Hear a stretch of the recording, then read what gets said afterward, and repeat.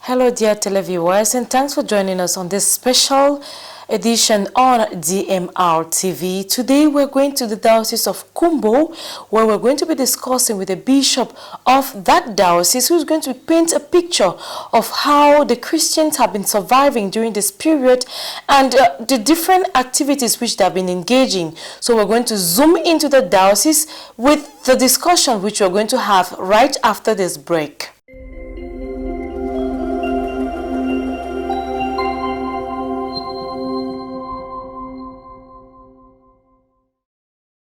You're welcome back, dear televiewers. On today's edition of this special broadcast, we'll be talking to His Lordship George Nkuo, the Bishop of the Diocese of Kumbo. Greetings, my Lord, and thanks for joining us on this special program. Thank you very much. I'm very happy to be here to share the experience of the Diocese of Kumbo on your television. Okay. First of all, congratulations to this beautiful, beautiful media communication which I have discovered here in Buea. Thank you so much, my Lord. As a local ordinary of the Diocese of Kumbo, can you maybe give us a picture of that diocese in terms of deaneries, parishes, and your collaborators, the priests, and also the religious that are in that diocese? Well, the Diocese of Kumbo, I would say, was actually created in March 1982. And we are in our Ruby Jubilee year, so it's been a very festive year for us in the Diocese of Kumbo. And since the creation of the diocese, it has grown, it's enormously grown. And I can say we have about 7 deaneries with about 40 parishes, and I have close to 130 priests who are there, and religious. There are so many religious from the Diocese of Kumbo and many congregations that I am not even able to remember how many of them are there, but we are very blessed with so many religious congregations who are serving there, and many sons and daughters of the Diocese of Kumbo also who have joined many of the other congregations that are there out there in the church. Okay, now how will you describe the people, that the Christian population of the Diocese of Kumbo? The Diocese of Kumbo, first of all, is in a rural area, and it has been for over 100 years the seat of the faith. Kumbo Diocese is known as one of the areas where the faith has enormously taken great roots.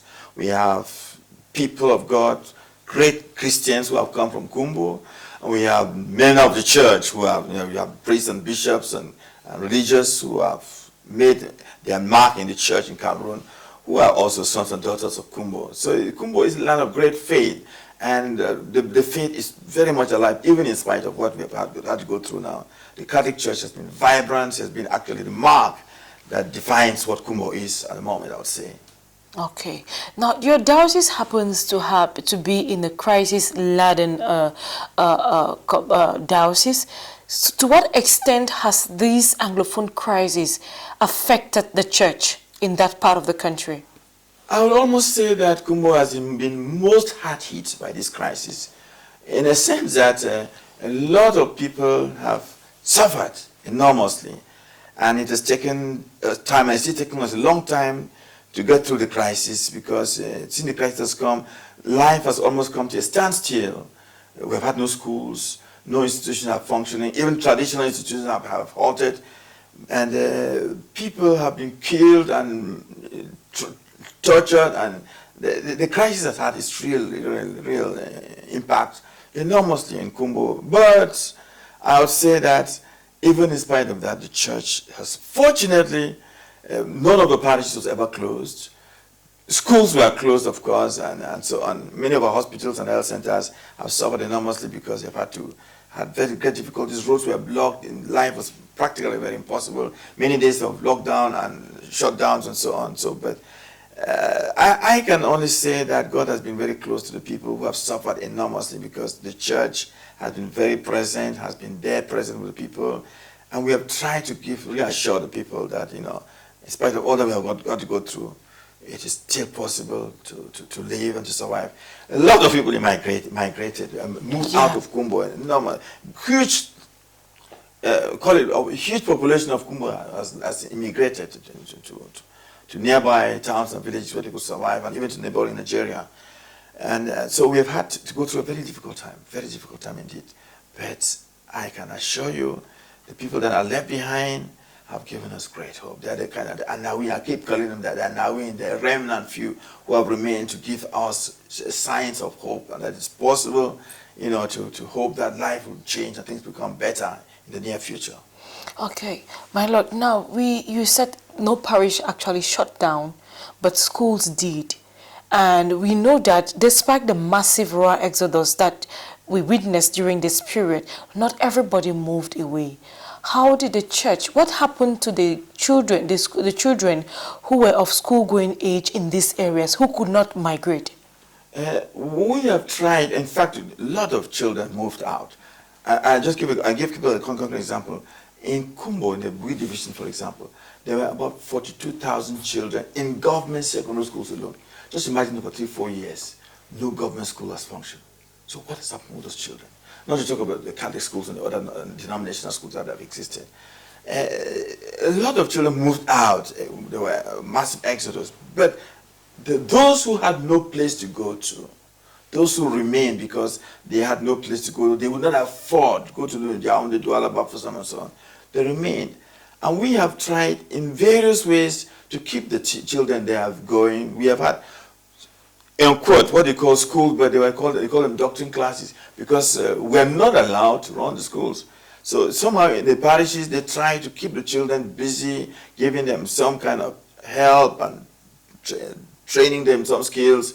They did a lot of skills with them, and somehow we did our best to keep the children in the parish who could not go anywhere else busy, and even took care of them in various ways. We did that a lot. So it's been a very difficult time for that to happen. But I can say that those who remained, some of our schools were run like doctrine classes under that umbrella, but somehow we kept them alive and kept them going, and to reassure them and to give them hope in those circumstances. Okay, now talking about away from the children, we maybe had some adolescents and maybe some teens who didn't migrate. How did the church cater for these children who are actually in the community and were not going to school? How do you keep these youngsters in check? One of the beautiful things that we have in the Diocese of Kumbo has been there from the beginning of the Diocese is that we have a powerful youth ministry. And in our parishes, we have the Youth Commission, we have the Youth Chaplains, we have the Youth Federation of Catholic Youth, and they did enormously at the very level of the parishes, the deaneries, and at the level of the diocese to organize with our benefactors some activities that would keep the children attentive to. But it worked. But what we also noticed that there are a number of situations that grew out because children could not go to school. There were some deviant behaviors. The children, young girls at 17, 18, 16, even younger, got pregnant, got abused, got into attitudes and behaviors that we know are very, very, very, very, very unhealthy because they had no other choice, and there was some forced in situations which were very unhealthy, as you can see. But the church's presence there and accompaniment with some of the children try to relieve them, to recuperate them, to help them to regain them and to reinstall them into society by getting them involved in some skills, in some centers, in some groups that were teaching them some real skills, and some of them were knitting, some of them were doing computers, some of them did some crafts that helped to give them some bit of income. And even we try to help some of them to do a bit of farming with the type of crops that is potatoes or beans or things that will help them to be able to have a source of income and keep them busy. We try to do that a lot through our Caritas office and through the Justice and Peace office and through the youth office. And this got good attraction from some of our benefactors and some of our partners who helped because they knew we were going through a very difficult situation. They understood what we were going through. And we got a lot of support to be able to help them to survive in those circumstances. And now I can say that the change, because we're so much in touch with those children, a lot has happened lately because we won their confidence, and now we can do a lot more for our young people, especially those who were not involved in the so-called crisis. Okay, that's interesting. Now, Away from the crisis, I just want you to talk a little bit. Are there some projects which the diocese has engaged in during this period? Well, I can say during this period we have been, especially the last couple of months, we have been in our Jubilee year. And during this Jubilee year, we had as a team together on mission, go out to the whole world, proclaim the gospel to all creation. So we've tried at different levels to reassure the people that it is possible for us to do something for our communities together, that the faith has a powerful impact and influence on us. So we have had to mobilize the people. And I want to say, honestly, on a serious note, that the people have demonstrated great confidence in the power of the church's influence in their communities. And they have stood by us, and we worked together to get so many things going. To mark our Ruby Jubilee, we had some clear activities, but for projects, I would say that we had one key project. Our pastoral center was overly used, where people could go there when there was fighting, when there was insecurity. They went to our pastoral center and they used it and they stayed there, and we protected them and gave them food and so on. And this was overused. So we thought that maybe to mark the Jubilee of our diocese, we could put up some structures there that can contain and help people, especially when there are difficulties, when there are moments, especially for our formation in the faith. So we have a pastoral center where we have tried to we're going to put up a chapel, a Jubilee chapel, and all sorts of hostels that the people of God, all categories of the people of God in Kumbo, can come in and have an experience of God's power and love in their lives. That's what really one of our major preoccupations during this Jubilee year. Okay. Now, talking about this Jubilee, Ruby Jubilee, for the time being as the Bishop of Kumbo, what would you say, away from this crisis, what would you say were some of the successes that you have had all these years? In the Diocese of Kumbo, I don't count success. We don't talk about success. But I want to say that during this time that I'm in Kumbo, I succeeded to get the people of God to work a sense of collaboration between the people of God and the clergy and the religious. That we have to remember that we are a church, we are a family, we must learn to collaborate. And I have seen enormous change. That the priests have come to terms with, but they can collaborate and work well with the people in the small Christian communities, in the mission stations, in the Bishop Areas commissions, and in deaneries and so on. And that, in a very special way, they must have a sense of Presbyterian, a Presbyterian that has an atmosphere of love, of care, of solidarity for one another. I think Kumbo has tried and done a great job there. You feel a sense of family, of belonging among the people of God, and especially among the clergy and the religious. That I can see is something that's beautiful there in Kumbo. That stands out very clearly if you visit Kumbo. Okay. And talking about this unity and bond amongst the priest and the religious, how is that bond between this same group of persons and the Christian community? How would you describe it? Well, I would say that especially it shows itself off very clearly in the small Christian communities when you say that if the thing is happening, you see the people, if it's a birth, it's a burial, it's a celebration of any kind, you see that the people show up.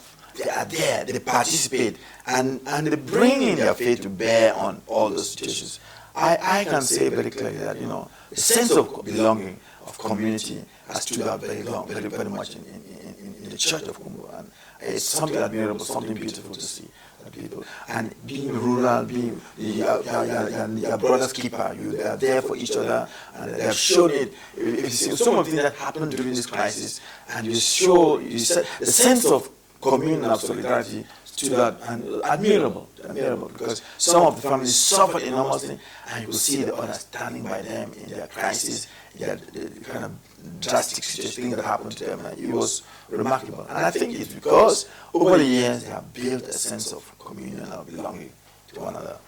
Okay, now I will just have to go back on something, just to find out, just to share with us, in the midst of these challenges these difficulties with the multiple lockdowns, the ghost towns, and then the road blockage and all whatnot, how did the church inspire hope in the midst of its Christians who were going through trauma? How did you manage to get to these Christians who at some point were inaccessible because of the situation on the ground? Inaccessible, I would say yes. One thing is clear is that the people of God in Kumbo very clearly recognized that the church was present with them in those very difficult moments. When things happened, the people, they turned to the priest, they turned to the religious, they were present with them, to wipe their tears, to accompany them in the hospital, and roadblocks and all that. They could see we are present. I reached out to the people myself and I saw the priest doing that. Whether it was on a bike or on foot, it was normal. It was common, and we did that joyfully because you could see the great appreciation that our priests and religious and the bishops did not go away from them. They were present at those moments that you could, and they took risk. Sometimes at risk because on those roads you met situations that you say your life was at stake. But I could see them, the priests and religious, going out to meet the people in those very difficult circumstances, through very difficult situations. And the people deeply appreciated that. That's one way. But also, of course, we try to solicit for help. It's not just going to come and preach the gospel, but there were situations where people needed food, people needed medical attention, people needed, call it a presence where you can say, reassure them, give them hope, counsel them, guide them. That was done enormously, and I think we formed counselors, we trained people who could be present to give psychosocial help. That was done to our family life office, to the Justice and Peace offices, and we reached out to the grassroots. And I think it has done an enormous work. And it was there was great connections between what is happening, for example, what happened in Garbu, for example. We didn't have to go to Garbu because people in Garbu could inform us. This is what has happened to us. This is where we are. And you could have first-hand information about the life of the situation because there was that networking between us and our local situation. Okay. Now, still on the incidents that happened within the area of jurisdiction, some priests have had a feel of this, not only in your diocese but in the entire province. Some priests have been arrested. Some have been beaten by both parties. How did you look at this situation?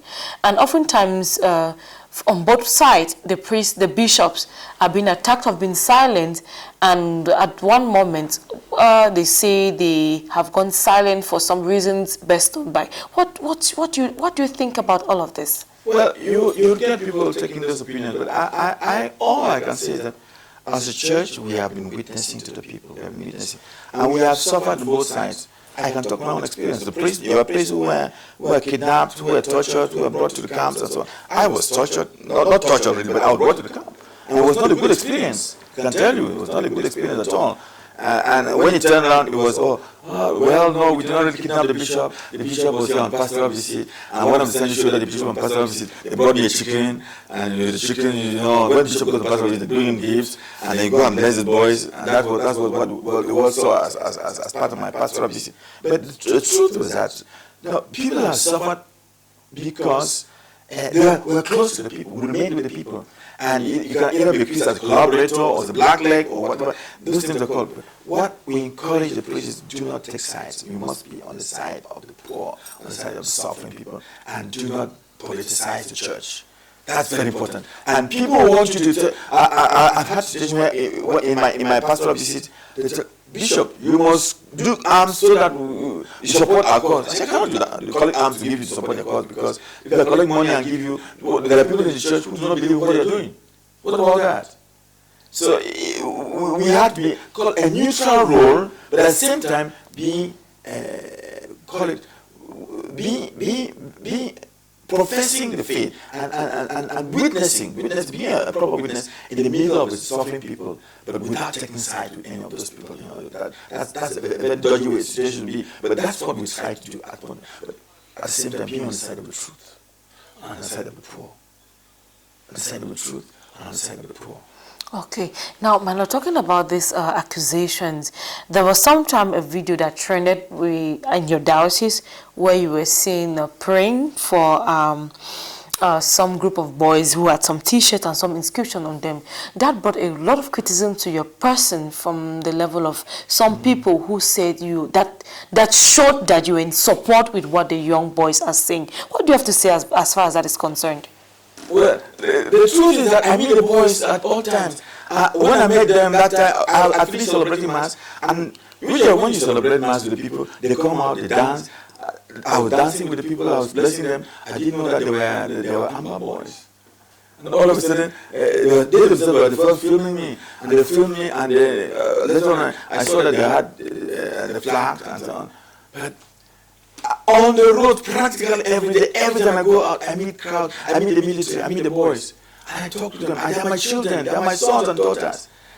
I cannot afford. All I appeal to them that there's deep respect for human rights, respect for life, and don't do.